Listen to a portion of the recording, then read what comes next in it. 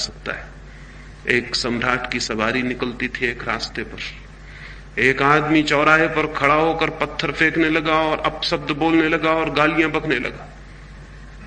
सम्राट का था, बड़ी शोभा यात्रा। उस आदमी को तत्काल सैनिकों ने पकड़ लिया और कारागृह में डाल दिया। लेकिन जब वो गालियां बकता था और अपशब्द बोलता था तो सम्राट हंस रहा था। उसके सैनिक हैरान हुए। उसके वजीरों ने कहा, आप हंसते क्यों हैं? और सम्राट ने कहा, जहां तक मैं समझता हूं उस आदमी को पता नहीं है कि वो क्या कर रहा है।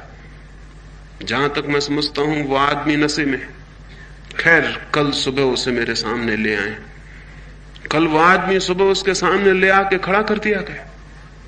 सम्राट उससे पूछने लगा, कल तुम मुझे गालियां देते थे, अपशब्द बोलते थे, क्या था कारण उसका? उस आदमी ने कहा, मैं और अपशब्द बोलता था? नहीं महाराज, मैं नहीं रहा होऊंगा इसलिए अपशब्द बोले गए होंगे। मैं शराब में था, मैं बेहोश था, मुझे कुछ पता नहीं कि मैंने क्या बोला है। मैं नहीं था।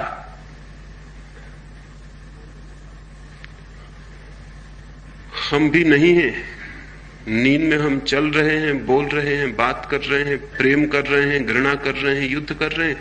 अगर कोई दूर के तारे से देखे मनुष्य की जाति को तो वो यही समझेगा कि सारी मनुष्य जाति इस भांति व्यवहार कर रही है जिस तरह नींद में बेहोशी में कोई व्यवहार करता हो। 3000 वर्षों में मनुष्य जाति ने 15,000 युद्ध किए। ये जागे हुए मनुष्य का लक्षण नहीं है।